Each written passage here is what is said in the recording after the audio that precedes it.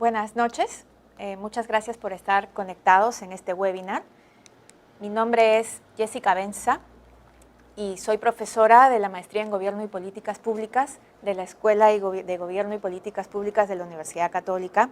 Y hoy día vamos a hablar de las políticas públicas para una ciudad inclusiva, ¿no?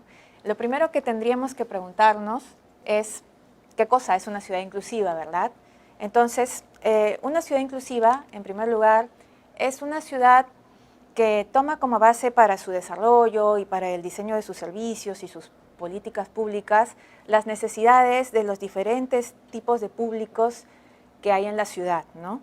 Es decir, hay que tener en cuenta que las personas nos desenvolvemos de manera distinta en la ciudad, es decir, tenemos necesidades diferentes, tenemos formas de funcionar diferentes, ¿no?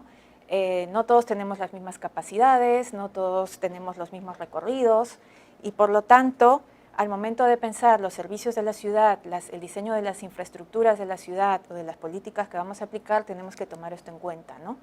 Sobre todo porque estas diferencias que tenemos para desenvolvernos en la ciudad y nuestras diferentes necesidades y formas de funcionar, muchas veces suelen generar relaciones de poder que generan desigualdades, ¿no? Es decir, si en función de tu diferente manera de funcionar, tus necesidades distintas, te ves excluido de poder acceder a los servicios públicos, al uso de las infraestructuras, al disfrute del espacio público con autonomía, entonces estamos hablando de que estos servicios están diseñados de una manera que generan desigualdades en la gente, ¿no? Y un tercer elemento de la definición de ciudad inclusiva es que estos modelos de ciudades inclusivas deben desarrollarse incorporando la participación de las personas, ¿no? La participación de los ciudadanos, tanto en el diseño como en la planificación y la evaluación de las políticas urbanas. Es decir, ¿cómo logramos hacer políticas públicas para una ciudad inclusiva? Pues involucrando a los ciudadanos, a los diferentes tipos de colectivos, a los diferentes públicos que hay en la ciudad, en el diseño de las políticas públicas, en la planificación, en la evaluación de las políticas públicas, ¿no? Esta discusión sobre cómo hacer una ciudad más inclusiva es una discusión bastante larga en realidad, ¿no? Desde finales del siglo XIX en realidad y comienzos del siglo XX se empieza a hablar de cómo mejorar las condiciones en la ciudad, ¿no? Y en ese entonces se hablaba de la enfermedad urbana, ¿no? Y de cómo curarla, es decir, se discutía cómo las condiciones de vida en la ciudad generaban una serie de problemas sociales, ¿no? Cómo había condiciones infrahumanas de vida, ¿no? En esa época, digamos, la tuburización, las grandes concentraciones de personas generaban epidemias y mala calidad en las condiciones de vida, ¿no? Entonces se planteaba qué hacer, ¿no? Con estas urbes que crecen, ¿no? Cómo podemos curar esta enfermedad y todos los problemas que genera la urbanización, en comparación con la vida rural, ¿no? Mucho más sosegada, mucho más saludable. Y entonces es en ese momento donde empieza esta discusión, ¿no? Pero no es hasta después de la Segunda Guerra Mundial y con toda la expansión de las políticas keynesianas, ¿no? Las políticas de lucha contra la pobreza y sobre todo las políticas orientadas a construir vivienda social, ¿no es cierto?, que se empieza a hablar de cómo el Estado puede intervenir, ¿no es cierto?, en mejorar las condiciones de vida en las ciudades. Y ahí el urbanismo moderno tiene una influencia bien importante, ¿no?, en estos programas de intervención para mejorar la vivienda y las infraestructuras urbanas, ¿no? Desde el urbanismo moderno se plantea cómo podemos usar las grandes infraestructuras y la tecnología que tenemos para solucionar los problemas de vivienda y de condiciones de vida en la ciudad de una manera adecuada, ¿no? Y es ahí donde surgen estos grandes planes maestros que buscaban diseñar modelos, ¿no es cierto?, que sirvieran para solucionar los problemas de la ciudad, para ordenar la ciudad, ¿no? Entonces, para, digamos, organizar la ciudad de una manera funcional, ¿no? Y planificar, digamos, el desarrollo de las ciudades a largo plazo. Entonces, se pensaba en modelos, en grandes modelos que orientarían el desarrollo de las ciudades, ¿no? Sin embargo, este modelo fue criticado, ¿no?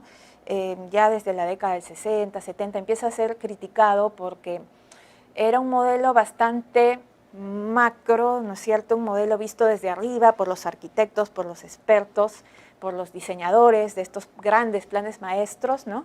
Y se empieza a plantear que en realidad se necesitan miradas más focalizadas en los problemas públicos concretos, en ciertos issues, ¿no? Y es allí donde desde los 70 se empieza a plantear, por ejemplo, que se necesita hacer planificación estratégica de las ciudades, ¿verdad? Y no estos grandes planes que permanecían como estáticos en el tiempo, ¿no? Y además se empieza a plantear que debería haber una planificación no tan de arriba hacia abajo, top-down, sino que incluya también una mirada de abajo hacia arriba y que tenga que incluya la participación de la ciudadanía, ¿no? Entonces se empieza a hablar de una participación, de una planificación participativa desde los 80, ¿no? Y en ese contexto es que surgen diversos enfoques que van poniendo, ¿no? A lo largo del tiempo van surgiendo enfoques que ponen el acento en un conjunto de colectivos olvidados en toda esta planificación urbana, en toda esta búsqueda de generar mejores condiciones de vida en la ciudad, ¿no? Y en las relaciones de poder que esto supone, ¿no? En las relaciones de poder que supone que haya colectivos o distintos grupos o sectores de ciudadanos que no se ven representados en las decisiones que se toman sobre la planificación de la ciudad, sus servicios, sus infraestructuras, ¿no? Uno de estos enfoques que vamos a ver hoy es de la accesibilidad universal. El enfoque de la accesibilidad universal podemos empezar explicándolo a partir de algunas definiciones, ¿no? Primero, es un enfoque que se orienta a abordar los problemas que enfrentan las personas con discapacidad o las personas con diversidad funcional dentro de la ciudad, ¿no? Pero ¿quiénes son estas personas? Bueno, las personas con discapacidad pueden definirse como personas con deficiencias físicas, mentales, intelectuales, sensoriales, a largo plazo, ¿no es cierto?, que al interactuar con diversas barreras pueden impedir su participación plena y efectiva en la sociedad en igualdad de condiciones con los demás, ¿no? ¿Esto qué cosa significa? Significa que las personas funcionamos de manera distinta, ¿no? Las personas tenemos capacidades diferentes, formas diferentes de funcionar en la ciudad, ¿no? Y el problema es que las personas muchas veces encuentran barreras en la ciudad, ¿no? Es decir, si una persona va en silla de ruedas, normalmente nosotros pensamos, ah, mira, es una persona con movilidad limitada, ¿verdad? Sin embargo, si nos ponemos a pensar, esta persona en silla de ruedas probablemente podría ir más rápido que nosotros con sus ruedas eventualmente, ¿no? Pero ¿por qué esta persona encuentra una limitación de movimiento? Probablemente porque encuentra que no hay una rampa, o que hay una escalera, o que el diseño de la ciudad le pone unas barreras, ¿no? Entonces, no estamos hablando tanto de discapacidades, sino de barreras que el diseño urbano y que el diseño de los servicios le puede poner a las personas en función de su diversidad funcional, ¿no? Por lo tanto, de lo que se trata es de eliminar estas barreras, ¿no? Las políticas urbanas con un enfoque inclusivo tendrían que centrarse en eliminar las barreras presentes en la ciudad para estas personas, ¿no? Y no tanto en la discapacidad en sí, porque la discapacidad solo existe cuando a alguien le ponen una barrera, ¿verdad? Y luego, ya yendo a la definición propiamente del enfoque de accesibilidad universal, ahí les he puesto una definición, ¿no? La accesibilidad universal es una condición que deben cumplir los entornos, los procesos, los bienes, los servicios públicos en la ciudad, las herramientas, los dispositivos que utilicemos para ser comprensibles, utilizables por todas las personas en condiciones de seguridad y comodidad de la forma más autónoma y natural posible, ¿no? Entonces, el tema central en el enfoque de accesibilidad universal es garantizar la autonomía de las personas, ¿no?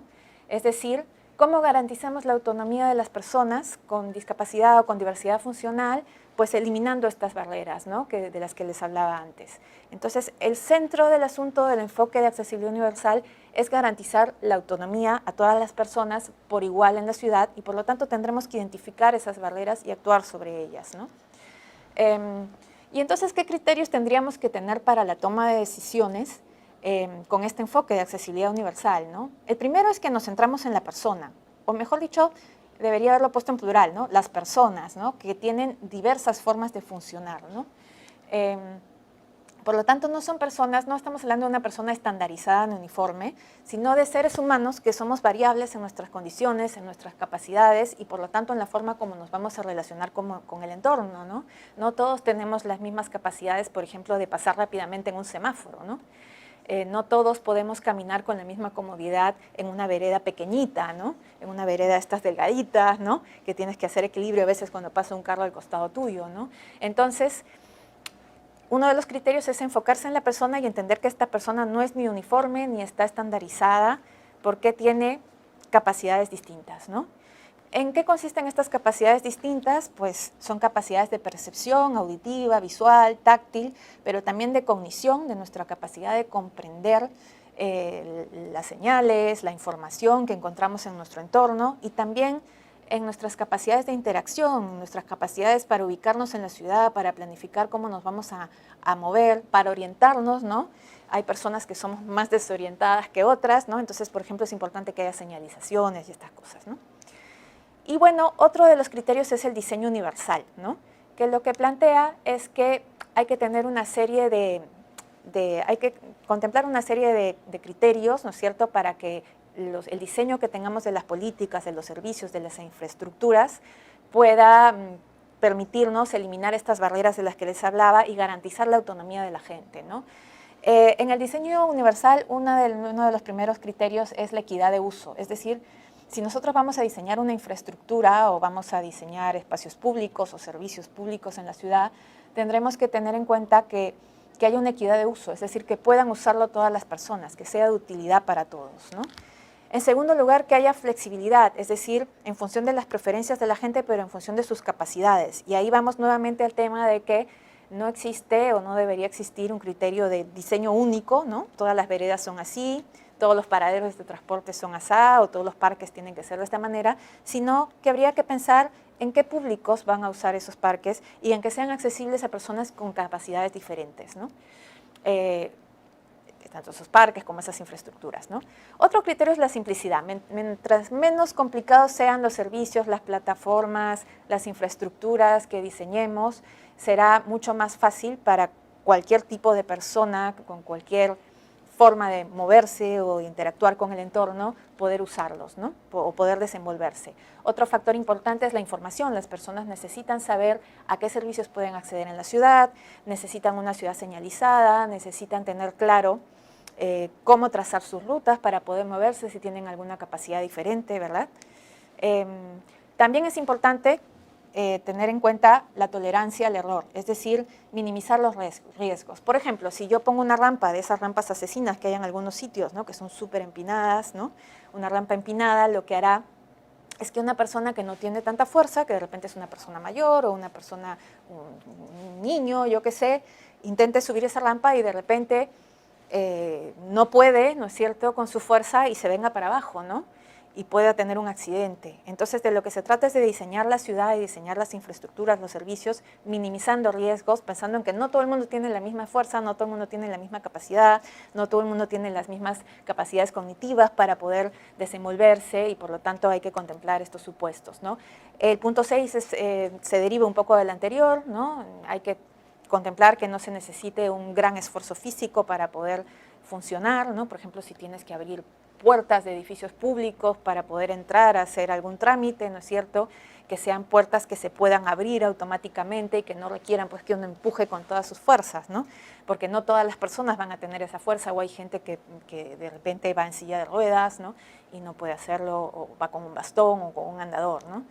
Y luego tiene que haber espacio suficiente para poder aproximarse y usar todos los servicios, ¿no? No todos nos desenvolvemos igual y entonces necesitamos un espacio. Si tenemos una vereda muy reducida y no tenemos mucho equilibrio o vamos con un andador, probablemente tengamos un riesgo mayor de caernos a la pista, ¿no?, que una persona joven de, yo qué sé, 25 años con todas sus facultades, ¿verdad? Bueno, y les he traído ahora una guía de buenas prácticas que han hecho, que ha sido diseñada, digamos, por el gobierno local de Londres, ¿no?, por el Departamento de Comunidades Locales, y que creo que aporta varios elementos que sería importante tomar en cuenta al momento de pensar cómo implementar políticas urbanas de accesibilidad universal, ¿no?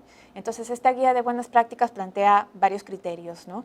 Uno de ellos es la integralidad, es decir, estas políticas de accesibilidad urbana, ¿no es cierto?, tienen que ser entendidas como un eje transversal a toda la planificación urbana. Es decir, no se trata de poner una rampita por aquí o un semáforo con sonido para las personas ciegas en una esquina y luego en el siguiente no lo tienes, ¿no? Sino que tiene que estar pensado en función de toda la planificación de la ciudad, ¿no?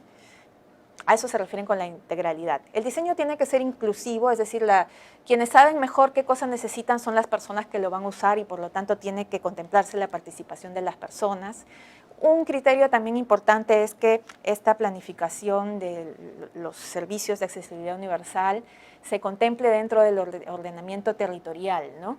Entonces, bueno, para empezar habría que tener un ordenamiento territorial donde tú contemples, ¿no es cierto?, qué criterios vas a tener al momento de construir nuevas infraestructuras, etcétera, en la ciudad, ¿no? O diseñar los usos del espacio público, ¿no? Y cómo estas decisiones tendrían que asegurar la accesibilidad universal. Es importante coordinar el plan de desarrollo urbano con el plan de transporte, ¿no? Porque el transporte no está en el aire, sino está dentro de una ciudad, ¿no? Y dentro de una ciudad que tiene unas condiciones y unas características y un proyecto de desarrollo urbano, ¿no es cierto? Entonces tenemos que tener en cuenta ambas cosas y si vamos a pensar cómo vamos a incorporar medidas transversales de accesibilidad urbana, tenemos que pensar que las personas van a tener que trasladarse en el transporte por la ciudad y que el desarrollo urbano tiene que contemplar una manera en que las personas puedan acceder a todas partes en igualdad de condiciones y con la misma seguridad, ¿no? Luego hay que capacitar obviamente a los funcionarios y a todos los proveedores de servicios en la ciudad. Es importante también tener un laboratorio de buenas prácticas, ¿no? Donde podamos sistematizar lo que se aprende y planificar con un enfoque supralocal, es decir, no centrarnos solo en el centro de la ciudad o en los distritos centrales, pensar también en las periferias expandidas, incluso en las interconexiones con otras ciudades que se relacionan, ¿no es cierto?, con el centro de una manera funcional, porque las personas van y vienen, ¿no es cierto?, del centro o del entorno urbano y la accesibilidad universal tiene que garantizar ese movimiento también, ¿no? Y luego es importante elaborar guías, ¿no?, para que las personas puedan identificar los puntos accesibles, las oficinas adaptadas donde puedan tener toda la información que necesitan para poder desenvolverse en la ciudad, ¿no? Finalmente hay que tener obviamente legislación y normativa que garantice que estas políticas van a tener un desarrollo y una sostenibilidad, ¿no? Eso es bastante importante también. Bueno, como ejemplos, algunas buenas prácticas, la ciudad de Ávila en España, ¿no es cierto?, es una ciudad patrimonio de la humanidad que conserva su muralla medieval, ¿no es cierto?, y bueno, ha ganado un premio, ¿no es cierto?, porque aplicó este enfoque de accesibilidad universal como una política transversal, ¿no es cierto?, a toda su planificación urbana. Y una de las cosas que hicieron, por ejemplo, fue reformar su muralla, la muralla de la ciudad, para que las personas en silla de ruedas puedan acceder. No sé si ustedes han visto, por ejemplo, casos en los que la gente la tienen que cargar para ir a Machu Picchu, ¿no? Pues en este caso hicieron una política, ¿no? Se instaló un ascensor, un baño adaptado y una serie de acondicionamientos para que la gente pueda acceder a recorrer esa muralla, ¿no? También el plan de urbanismo incorporó mejoras, ¿no?, en la accesibilidad de las personas con discapacidad a diferentes servicios de la ciudad, ¿no? Y además hizo una guía de recursos accesibles en la ciudad. La ciudad de Salzburgo es otra ciudad que también ha ganado un premio por incorporar este tipo de políticas, ¿no? Y ellos lo que han hecho es hacer también una planificación transversal incorporando la participación de las personas con capacidades diferentes en este diseño, ¿no?, transversal de las políticas públicas en la ciudad, ¿no? Y lo que han hecho son acciones muy integrales que abarcan desde qué criterios se van a incorporar en las construcciones, en las nuevas construcciones, en el sistema de transporte, en el sistema de infraestructura urbana, ¿no?, en la información, en la comunicación, las nuevas tecnologías, etcétera, ¿no? Incluso hay una web donde las personas con capacidades diferentes que quieren hacer turismo en Salzburgo o quienes viven ahí se quieren movilizar y quieren acceder, digamos, a distintos servicios de la ciudad, pueden acceder y tener toda la información disponible de manera amigable, ¿no? Y bueno, y vamos a pasar a un segundo enfoque, ¿no?, que también pone el énfasis en cómo diseñar políticas más inclusivas en la ciudad, ¿no?, que es el enfoque de políticas urbanas con enfoque de género, ¿no? En este caso, bueno, partiremos nuevamente de algunas definiciones, ¿no? Primero habría que definir qué cosa es género, ¿no? Bueno, ahí tienen una definición, ¿no? El género son los roles asignados socialmente a hombres y mujeres en función de su sexo, que implican relaciones de poder y que tienden a generar desigualdades, ¿verdad? ¿Qué tipo de desigualdades se generan a partir de la asignación de estos roles diferenciados a hombres y mujeres?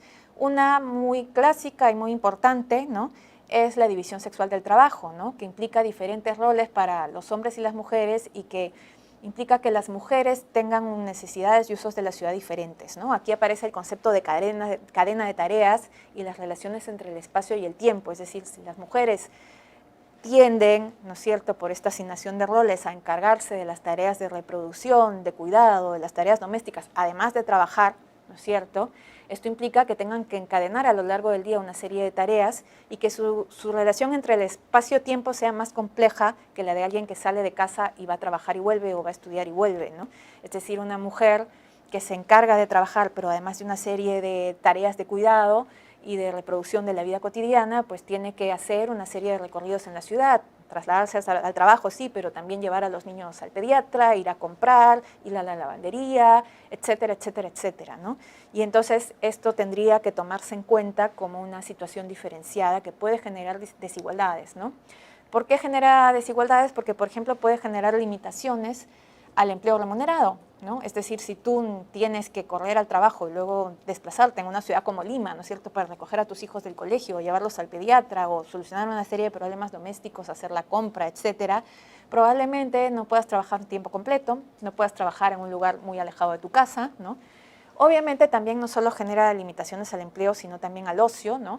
Y muy importante a la participación ciudadana, ¿no? No todos tenemos en la ciudad las mismas posibilidades de participar, ¿no? De participar de algún movimiento ciudadano, de alguna junta de vecinos, ¿no es cierto?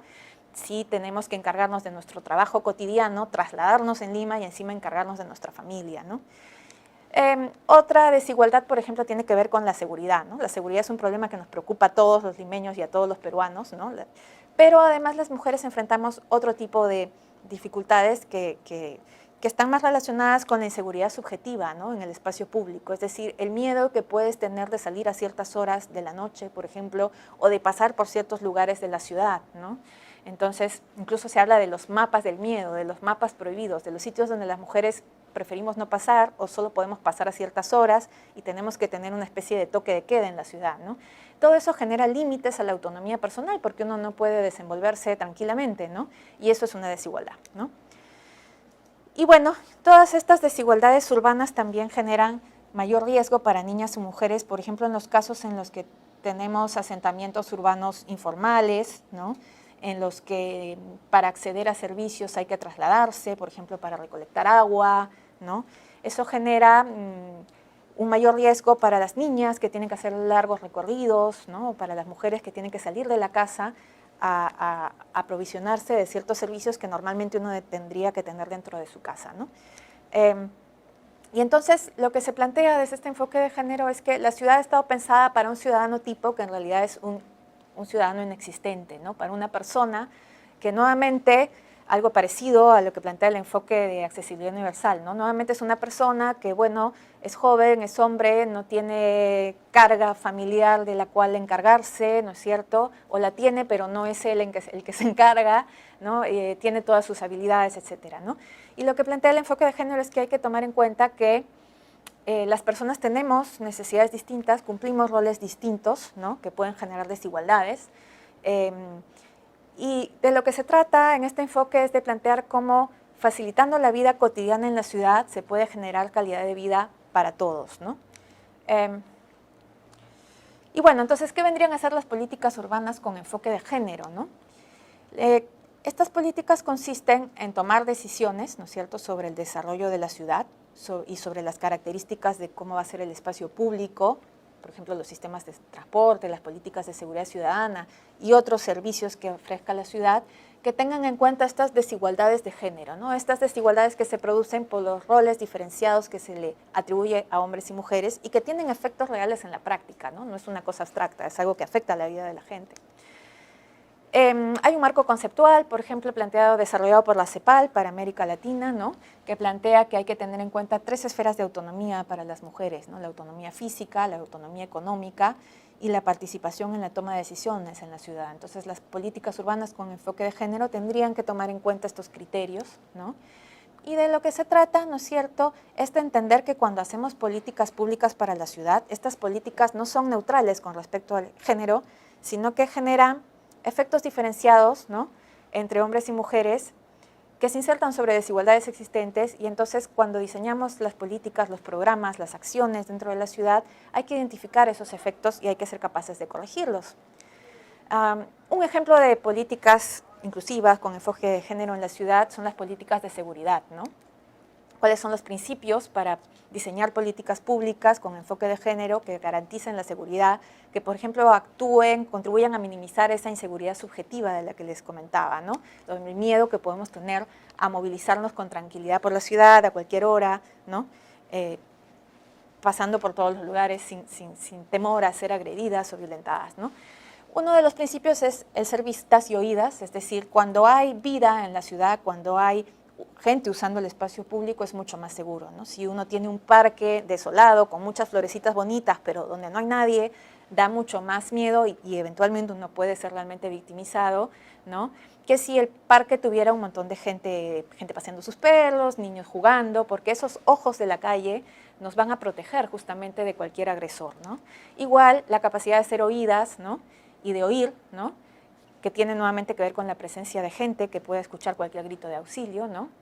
La capacidad de saber dónde está uno y hacia dónde va, esto tiene que ver con la capacidad de orientarse en la ciudad y de las señalizaciones, ¿no?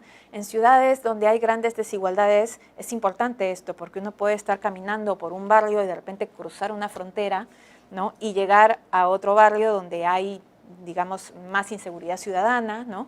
Y entonces uno tiene que saber hacia dónde va, ¿no?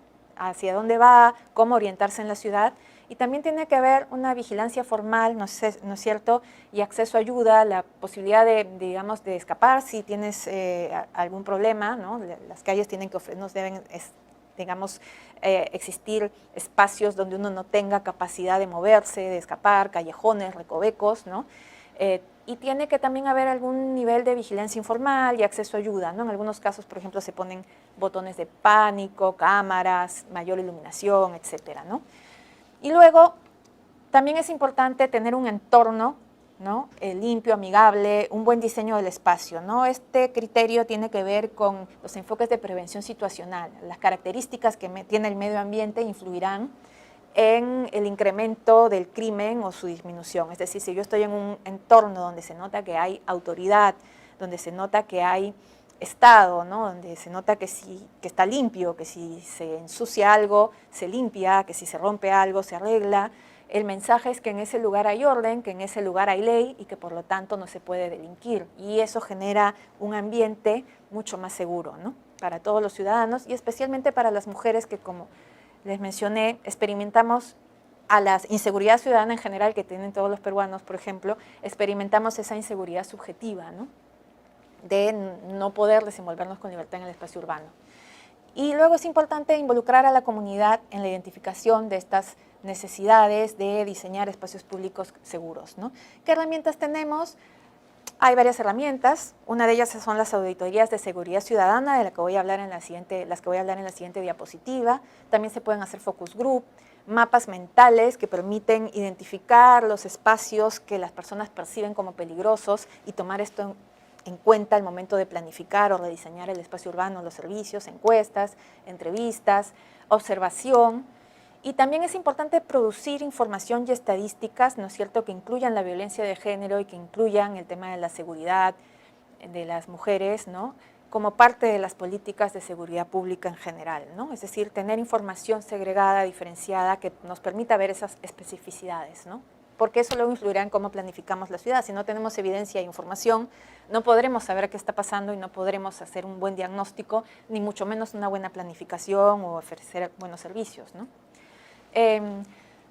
Como buena práctica les he traído el ejemplo de las auditorías de seguridad en Toronto y Montreal que ocurrieron en los 80, ¿no?, que han sido unas políticas reconocidas por la ONU Mujeres como la experiencia más completa en planificación de la seguridad ciudadana en la ciudad con enfoque de género, ¿no? Se hicieron más de 300 marchas en cada ciudad y fue una política que se basaba en esta idea del enfoque de prevención situacional que les comenté, ¿no?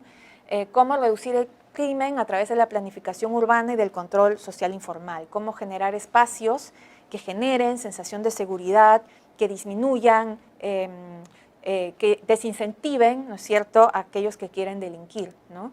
Estas marchas ocurrieron en estas ciudades por el motivo de que se incrementaron las violaciones exponencialmente, ¿no? Y por lo tanto, las marchas fueron un mecanismo que se empleó para hacer un diagnóstico, ¿no? Tanto en Toronto como en Montreal se convocó a las mujeres, ¿no?, como expertas en seguridad para hacer un recorrido, por eso se llaman marchas, ¿no?, y hacer como una auditoría de los espacios públicos, identificar los espacios que eran inseguros, ¿no es cierto?, o que podían percibir como inseguros para ellas y para sus familias, para los niños, para todo el mundo, ¿no? Y estas marchas se hacían con las mujeres y también con expertos del municipio, planificadores, etcétera, ¿no? Y las mujeres iban señalando lugares donde la iluminación no era adecuada, donde había, yo qué sé, condiciones que no garantizaban la seguridad o generaban una percepción de inseguridad. Esto se sistematiza y se incorpora, ¿no?, en la planificación urbana. Por ejemplo, se rediseñó todo el sistema de transporte, ¿no? Y estas marchas están enfocadas sobre todo en cómo garantizar la autonomía de la mujer, ¿no? Porque muchas veces se piensa la seguridad de las mujeres como, no salgas a la calle, ¿no? Es decir, se ha pensado tradicionalmente que la limitación del uso del espacio público es una forma de protegerte, pero en realidad lo que tendríamos que tener derecho todos los ciudadanos y ciudadanas es a movernos con autonomía por la ciudad sin ninguna restricción, ¿no? Bueno, y una segunda metodología que he traído aquí para presentar en materia de políticas urbanas con enfoque de género es el análisis de impacto de género, que es una herramienta que sirve para la transversalización del enfoque de género, ¿no? Es un método de evaluación ex ante que nos permite identificar los efectos sobre la desigualdad de género, ¿no?, implícitos en las políticas, en los programas, en las leyes, ¿no?, y nos permite corregirlos antes de empezar a formular y aplicar las políticas, ¿no? Entonces, este análisis de impacto de género tiene 5 pasos. Los pasos 1 y 2 se refieren a identificar, hacer un diagnóstico del momento actual, de la situación actual, ¿no?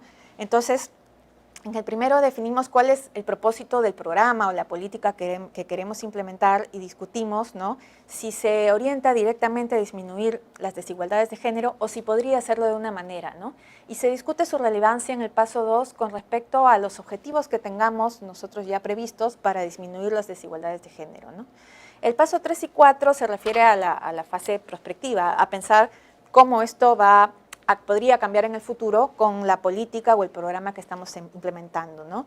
En el paso 3 necesitamos información, evidencia, ¿no es cierto?, para hacer un diagnóstico de cómo la política o el programa que estamos implementando tendrá un efecto, ¿no es cierto?, y generará o no cambios. Y en el paso número 4 podemos medir, ¿no?, cuáles serían esos cambios, cuál sería ese impacto.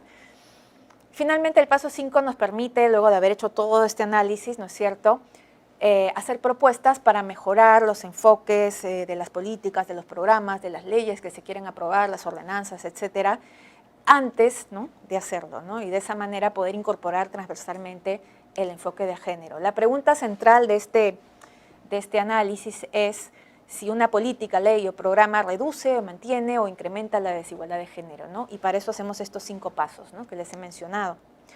Buenas prácticas en este caso, les he traído el ejemplo de la ciudad de Buenos Aires el año pasado, ¿no?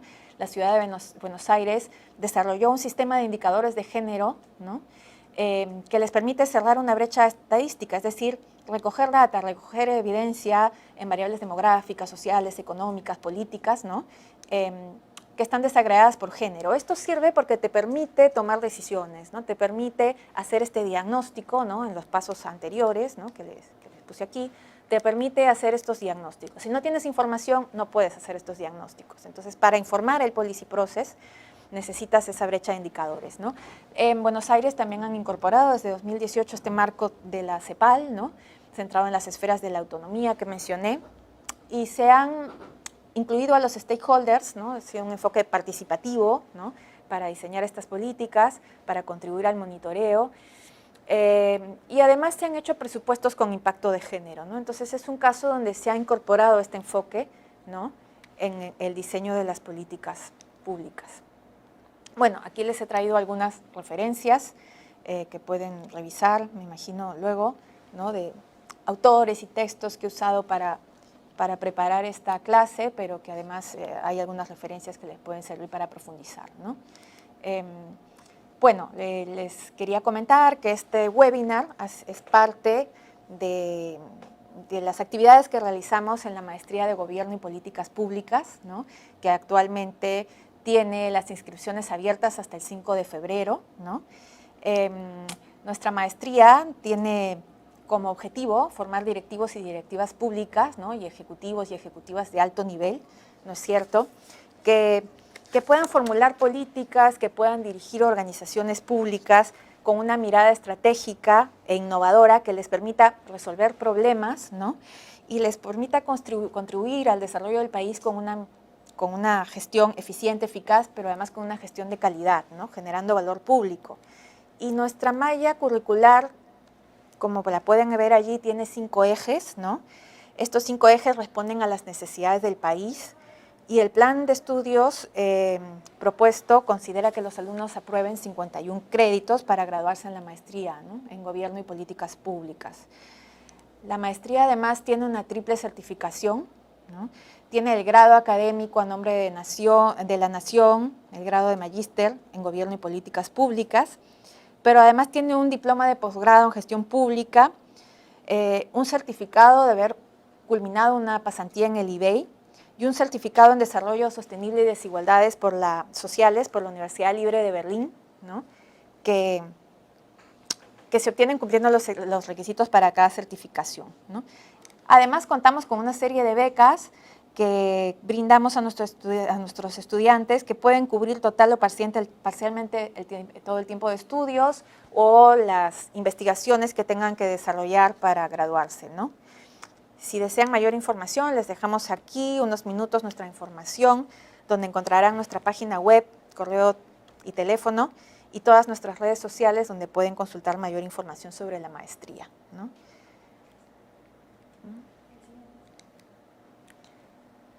Bueno, en estos momentos voy a proceder a revisar y contestar a las preguntas que nos han llegado, ¿no?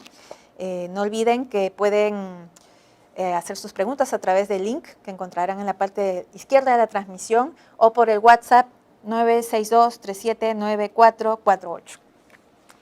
A ver.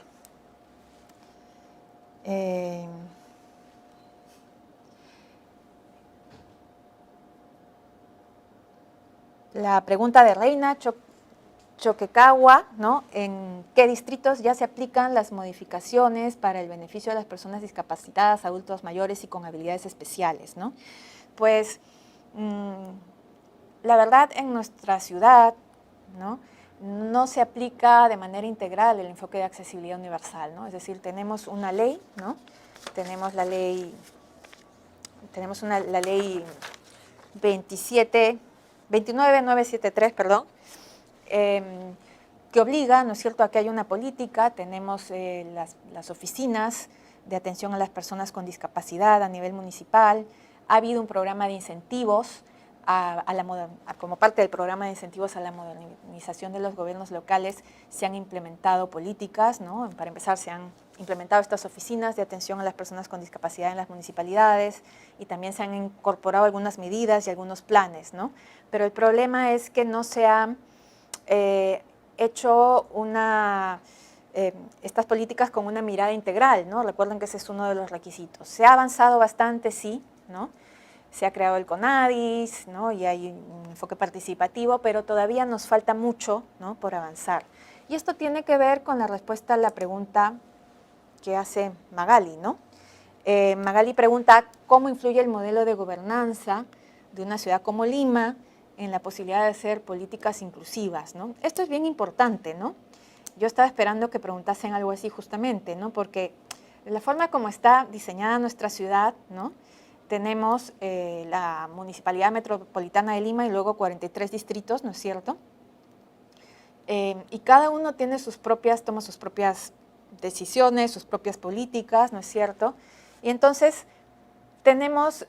eso genera muchas dificultades para hacer una política integral, ¿no? Puede ocurrir, por ejemplo, que uno está en una esquina, ¿no?, y tiene que cruzar en silla de ruedas, ¿no? tiene que cruzar en silla de ruedas, pero tiene una rampa, ¿no?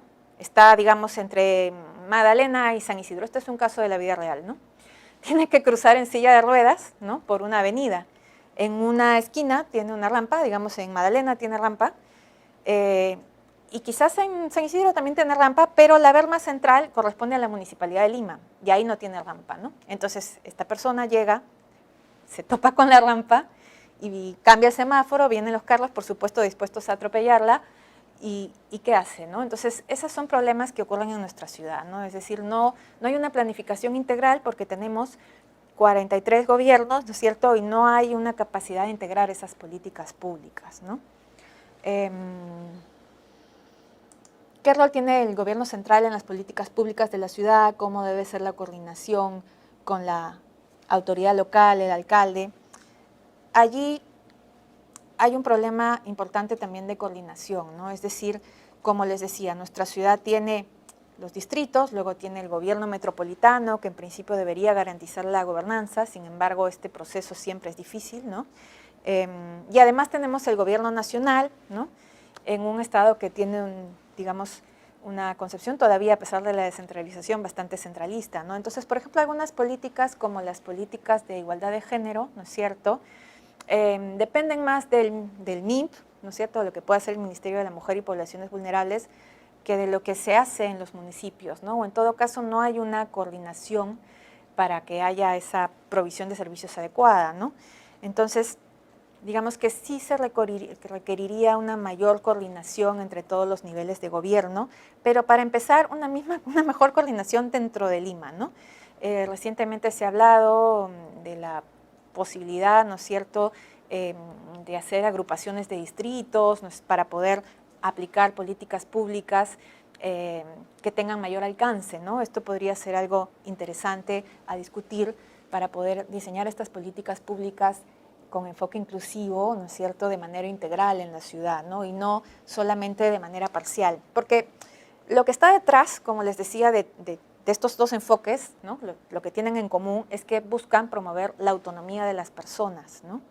Y para ello tenemos que pensarlas de manera integral y tenemos que incorporarlas en toda la planificación de la ciudad. Entonces, si tienes un modelo de gobernanza fragmentado, es muy difícil poder hacer esta planificación inclusiva, ¿no? Es decir, lo que tienes son políticas dirigidas a solucionar los problemas de ciertos colectivos, ¿no?, pero no a eliminar las barreras de estos colectivos, ¿no?, o a garantizar la autonomía de estos colectivos. Es muy diferente hacer políticas para personas concretas o para colectivos concretos que hacer políticas transversales que lo que garanticen es la autonomía de las personas, ¿no? A ver, Vidal Sotomayor, hablamos de una ciudad inclusiva, pero vemos la realidad y no es así, creo que nos falta mucho al respecto. ¿Cuál es su opinión? Sí, yo también creo que nos falta mucho al respecto, ¿no? Este es un webinar que es cortito, ¿no? En mi curso de políticas urbanas discutimos mucho esto y además hacemos trabajos prácticos, ¿no? Trabajos de diagnóstico real en la ciudad y de identificación, ¿no? Por ejemplo, estas marchas, ¿no? Estas auditorías en la ciudad para identificar todas estas desigualdades y todas estas barreras que pueden encontrar las personas en su camino, mapas mentales, etcétera, ¿no? Entonces sí, la realidad es que nos falta mucho, ¿no? Un ejemplo importante es el problema del transporte, ¿no? Cómo nos movemos los limeños, ¿no? Si los limeños en nuestro conjunto tenemos problemas para movilizarnos en Lima, las personas con capacidades diferentes tienen mucho más problemas, ¿no? Y entonces es una ciudad, sí, a la que le falta muchísimo, pero eso justamente es un reto, ¿no? Y me parece importante que en la maestría y bueno, y en otros programas, ¿no es cierto?, se trabaje en estos temas, ¿no? Nosotros queremos incorporar estos temas en nuestros cursos porque lo importante es hacer políticas públicas que solucionen los problemas de los ciudadanos, ¿no? Y muchos de estos problemas tienen que ver con la ciudad, con nuestra experiencia cotidiana, ¿no? Con cómo nos desenvolvemos. O sea, el que no tengamos un transporte adecuado no solo nos impide llegar a los sitios, sino que afecta a nuestra ciudadanía y nuestra posibilidad de desarrollar nuestros proyectos de vida, ¿no? Entonces, me parece bastante importante, ¿no? Bueno, esa es mi opinión. ¿Qué otro tipo de enfoques sobre políticas públicas para ciudades inclusivas existen, ¿no? Pregunta de Jonathan Vázquez. Bueno, hay más enfoques, ¿no? Por ejemplo, hay un enfoque centrado en diseñar ciudades que sean adecuadas para los niños, ¿no? Hay un autor que se llama Tonucci, ¿no?, que plantea que hay que pensar en la ciudad de los niños bajo la lógica de que si una ciudad es accesible y ofrece calidad de vida y seguridad ¿no?, a los niños y niñas, eso quiere decir que es accesible para todos, ¿no? Si los niños se pueden sentir seguros, todos podemos estar seguros. Y entonces los niños se convierten como en el criterio para medir la calidad urbana, ¿no?, y las características deseables en una ciudad, ¿no? Por ejemplo, hay una investigadora aquí en la universidad, ¿no?, una alumna que está a punto de graduarse, que está haciendo una tesis sobre este tema, ¿no? A ver, ¿qué más? William Laura, los 7 puntos presentados en la parte de la exposición de diseño universal, ¿se encuentran en algún libro en específico? ¿Podría recomendar algunos libros al respecto? He puesto ahí una diapositiva con bastantes referencias, ¿no? Y sí, ahí está directamente la guía de accesibilidad universal y el desarrollo de todos estos criterios que ustedes pueden revisar, ¿no? Pero también googleando accesibilidad universal, de verdad que hay un montón de información, ¿no?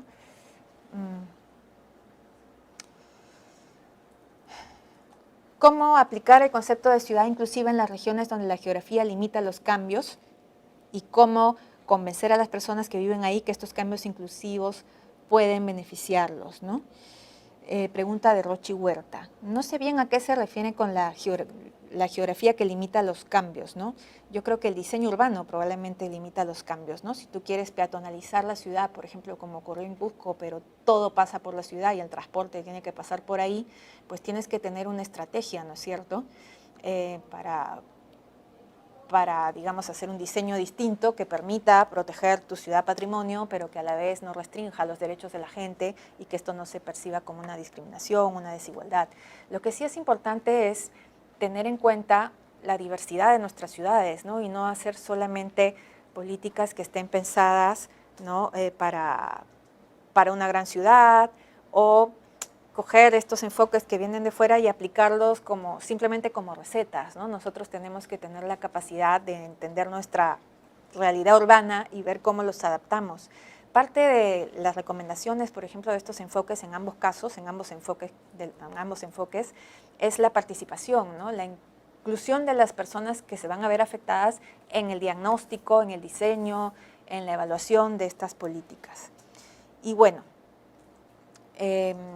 yo creo que ya esas son todas las preguntas. A ver si hay última. A ver, una última pregunta de Wihom Lung. Como ciudadano convencional, ¿qué y cómo puedo hacer para empujar a las autoridades a seguir avanzando en la construcción de una ciudad inclusiva para todos, más allá de la ciudad de Lima? Me gusta eso de más allá de la ciudad de Lima, ¿no? Yo, por ejemplo, estoy investigando las reformas de transporte en las ciudades intermedias de Perú, ¿no? Y sí, creo que hay que mirar más allá de Lima, ¿no? Porque además nuestras ciudades, las ciudades que no son Lima, tienen una cosa bien interesante, que es que la gente todavía tiene amor por su ciudad, identidad con su ciudad. En el caso de Lima es una ciudad tan grande que a veces la vemos como agresiva y los limeños no llegamos a veces a sentirnos siempre contentos, ¿no? Mientras que en otras ciudades, pese a los problemas que tienen, todavía hay ese sentimiento de pertenencia fuerte, ¿no? Y Lima es una ciudad, además, donde todos hemos venido de distintos sitios, ¿no? Pero ¿qué podemos hacer para empujar a las autoridades? Bueno, para empezar hay que votar bien, ¿no? Y en segundo lugar, pues informarnos, es importante formarnos, conocer nuestros derechos, ¿no? Por ejemplo, cuando una persona va en silla de ruedas por nuestra ciudad y encuentra la vereda bloqueada, ¿no?, tiene que exigir su derecho, ¿no? Es decir, no se trata de que venga alguien, un serenazgo, y te cargue y te ayude a pasar. Tú tienes que tener autonomía para pasar, ¿no? Entonces, lo que tendríamos que hacer es informarnos, exigir nuestros derechos y participar, ¿no? Hay muchos grupos en la ciudad que hacen intervenciones urbanas, ¿no? Hay muchos grupos que uno encuentra en Facebook, en Internet, y yo creo que ese activismo también puede ser bastante útil. Bueno, tenemos Entonces, yo creo que ya, ¿no? Ya le contestaba a todas las preguntas. Espero haberlo hecho bien porque es el primer webinar que hago. Y muchísimas gracias por estar conectados. Tienen allí las referencias, tienen también la información de la maestría, ¿no? El cierre de inscripciones, como les decía, es el 5 de febrero, ¿no? Y nos pueden visitar en nuestras redes y en la página web de la Escuela de Gobierno de la Universidad Católica encuentran toda la información sobre la maestría, la malla curricular, las certificaciones que les comenté, ¿no? Muchas gracias y buenas noches.